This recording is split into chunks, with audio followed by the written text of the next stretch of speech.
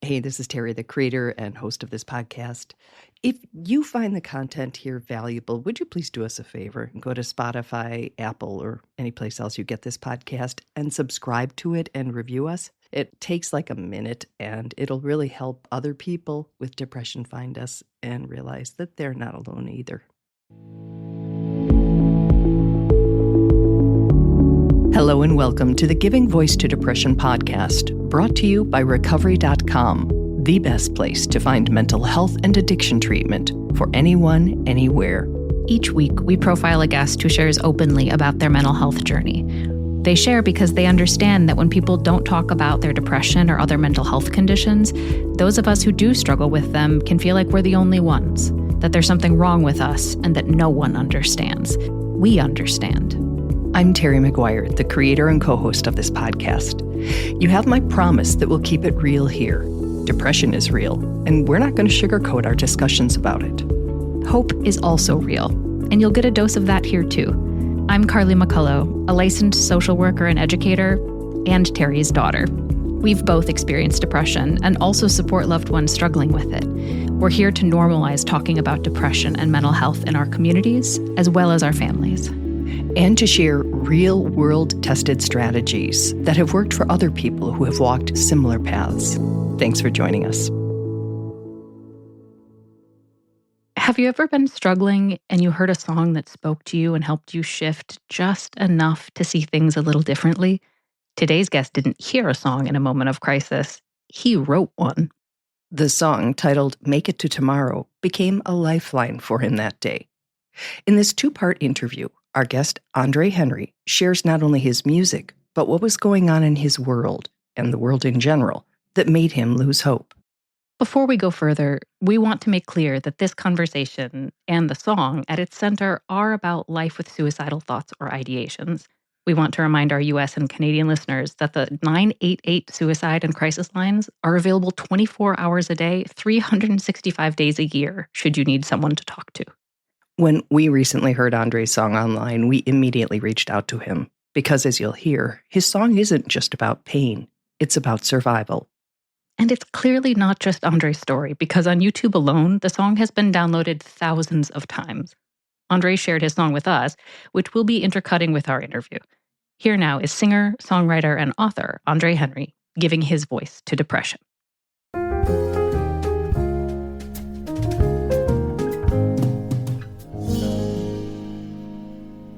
Andre describes himself as the son of immigrants from Jamaica. He grew up in Stone Mountain, Georgia, near Atlanta. And, I've been making music my whole life, been able to work with some Motown songwriters who were my mentors and some current hit makers as well, and to play on some important stages in the world. And yeah, I love making music about really resilience, I want to help people feel, especially coming from my own story. So yeah, that's me. Let's get into the part of your story that relates to mental health. Tell me how depression has impacted your life. Well, since I was young, I've always had melancholy, if that makes sense. When I was about 8 years old, my mom actually took me to a child psychologist because she was concerned about me. Because my whole life, I've always been a big feeler, and especially those big feelings around sadness and grief and all that kind of stuff. When I was in school, sometimes I would just sit at my desk and just cry for no reason, nothing was going on that I could identify anyway.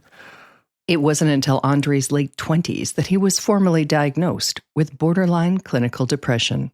There have been seasons where it's been paralyzing, where it's I'm just going to sink down in the shower and just let the water run. Who cares? That kind of thing. But music has been so helpful for me in not just in improving my mood, but helping me to process what I'm feeling, and helping me to connect with others who understand the experience that I've had. There's so many things in that answer that I want to unpack. First of all, going back to you being little Andre, sitting in school when you were just a little kid and melancholy. And I think about you saying nothing was wrong, but what's going on inside? Well, it's funny is the thought that went through my head when I said nothing was going on is so much is going on when we're kids that we don't know how to articulate, and maybe we're not even feel empowered to name, right? So Yeah. I think that I could look back and say, like, man, like my big brother was picking on me all the time. My mom and dad got divorced around that time. Like all these things were happening. And also the conversation around mental health. Remember, like, this is what, like 1992, 1993, right? In the Black community, in the immigrant community, like my father said, it's funny, we were talking the other day, and my dad was like, you're not allowed to know that you have depression in Jamaica. And that's a very revealing statement about the world that he grew up in, right? And the generation that he grew up in. And so when I said that nothing was going on, as soon as I said it, a thought went through my head and was like, no, actually, but like, I want to go back now after this and journal a bit and think about like, what was going on?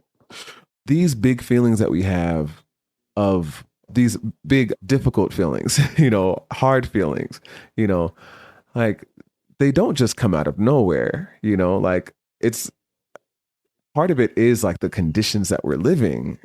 The conditions Andre was living in the winter of 2022 were especially difficult for him. Tell me the background on the song that we're going to be talking about, Make It to Tomorrow. What was going on in your life? What was the process of writing it? What were you trying to communicate? I remember on that particular day, well, in that season, rather, I couldn't stop thinking about dying. And I've had seasons like that in my life. I mean, I think probably every year for as far back as I can remember, there's been one day where I'm like, I'm not going to make it. I don't want to be here anymore. And it was that day, 2022. Whoa.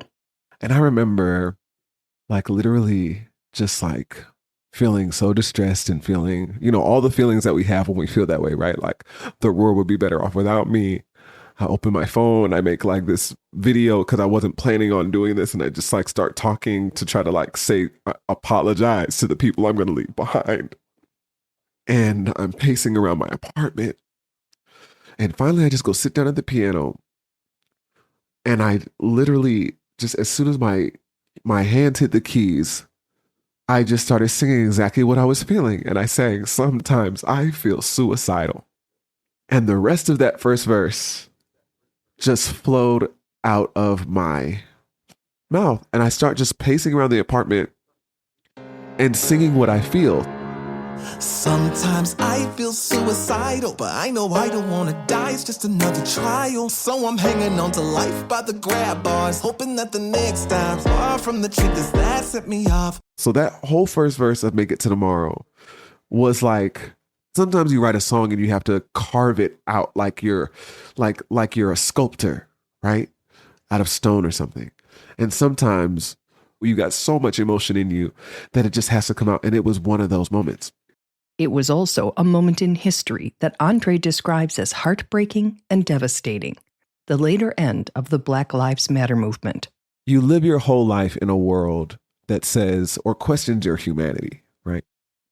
That says we don't believe that you're actually human like we are, and you constantly have to prove that. That's why I mentioned growing up in Stone Mountain, Georgia, where the Ku Klux Klan was reborn, and then, and you live your whole life, getting stopped and searched by the police, people questioning your intelligence, your capacity, and then you watch people like you get killed over and over and over again on TV or online, right? And then you find this hope and you go, okay, wait, we can create change. And then this whole moment happens and you start looking around and you go, wait, can we though? We say that we are the heroes that we've been waiting for. And there was a moment on the streets where I looked around and said, no, we're not yet. All of that, plus financial struggles, were bearing down on Andre's mind that day, reminding that suicidal thoughts can result from life crises as well as mental health crises. When you hear a song like Make It to Tomorrow and you hear a Black person say, sometimes I feel suicidal, there's a chance that like it's not just family history behind that or brain chemistry, right? Like there's there's probably literally a whole world of pain bearing down on the Black mind that sings that lyric.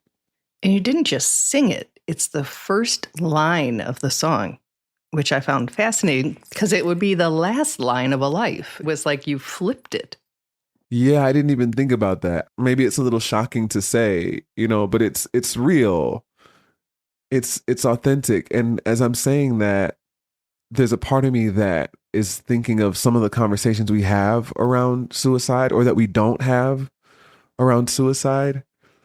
And I don't want to, I don't want every song to start that way, but I think that maybe there's some symbolism in that, that we need to like open up, really. We need to open up this conversation and talk about it, because I do really believe there's something happening in the way that the world is arranged, the structure of the society that we live in, that bears down on us in a way that does make us feel depressed and make some of us say, I don't want to be here anymore.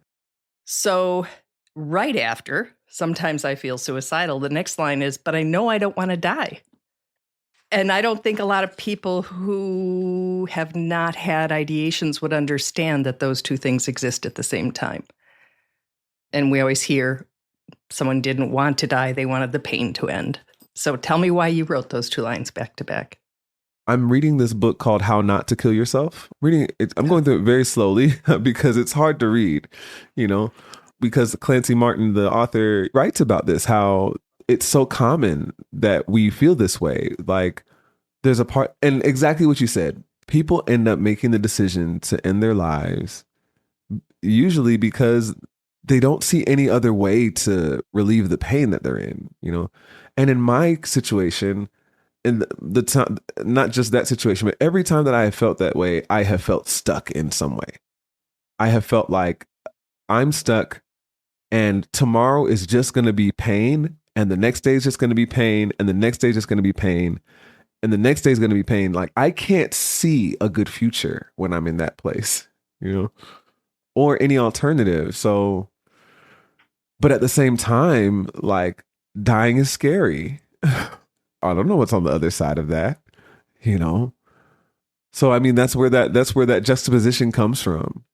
So after you say, but I don't want to die, it's just another trial. So I'm hanging on to life by the grab bars, hoping that the next stop's far from the triggers that set me off.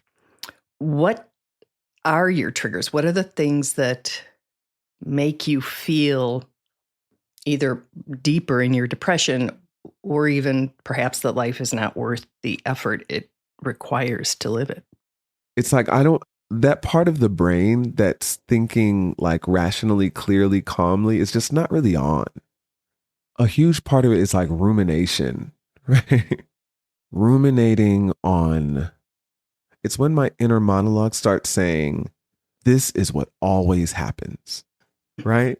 Whatever the bad thing is, this is what always happens. It's when I feel like, I feel like I don't have what it takes to keep going, like my battery is at 3%. Andre describes it as being existentially stuck. And when he's there, he has to fight for his tomorrow. That means pulling out all the tools in his safety plan and mental health management toolkit.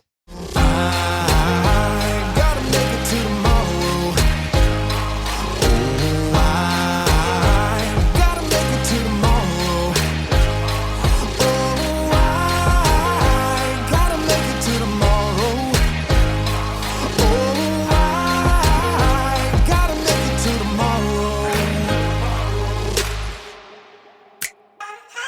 Listen now, I'm about to go outside, get a little bit of sunlight into my skin. About to take a jog for the endorphins, it's a sure thing. No, this depression won't take me out. About to make a call to my closest friend, get a laugh and hug myself in the mirror for a minute. I'm trying, cause I wanna make it to tomorrow. I gotta make it to tomorrow. Oh, I gotta make it to tomorrow. Oh, I gotta make it to tomorrow. Oh,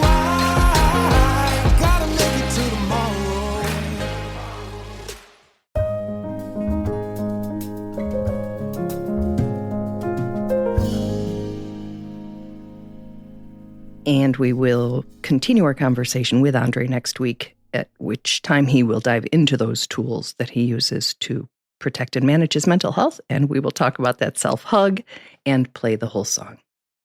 Absolutely. And so we just want to thank Andre again for not just sharing his music with us, but the context behind what made him write the song and a little more context into who he is and what makes him the artist and the human, and how those factors also contribute to the unique ways in which his depression shows up. Mm-hmm. So I was really struck by Andre describing his melancholy as a child. Right. And sometimes kids feel the feeling that the rest of the family won't express.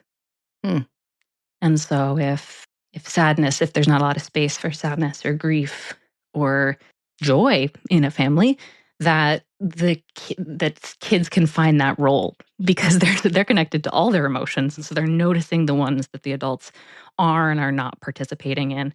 And I think that can make it really hard for parents too, because you're like, wait, we're all doing fine, seemingly.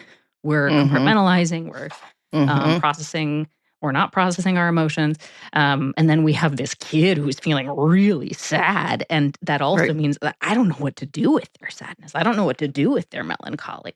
I don't know what to do with that depression. But in a way, they did know what to do, right? Because they brought him to a psychiatrist or a psychologist, and that's a lot more than a lot of us had as kids. That's a really interesting point. Yeah, to go, oh, this is not something I feel comfortable with.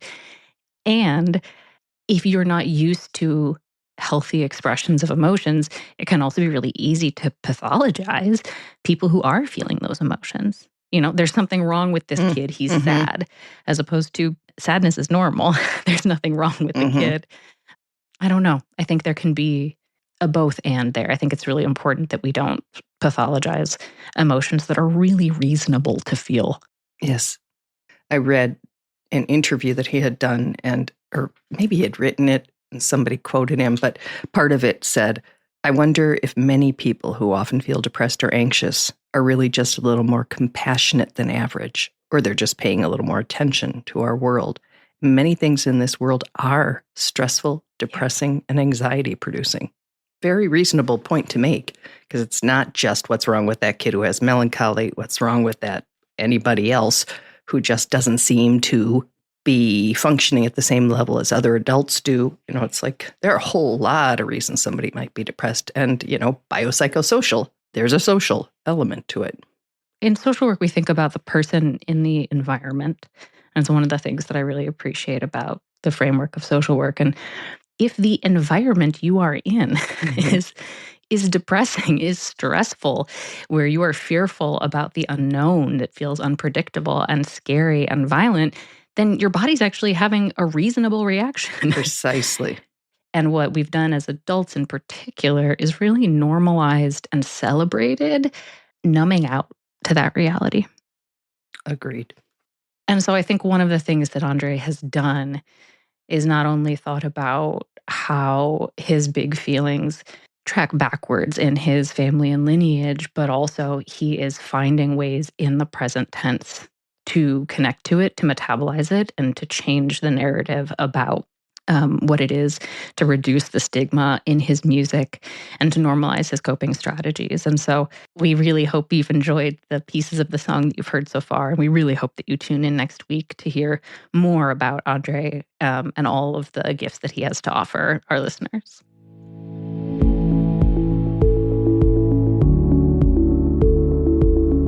We really hope that this discussion helps give some language or context to your own depression or ideas for how to support someone else in your life living with it. We invite you to check out the hundreds of episodes in our archive and to explore both the Resource Hub and treatment options on recovery.com. Depression is too dark a road to walk alone. We'll be back next week.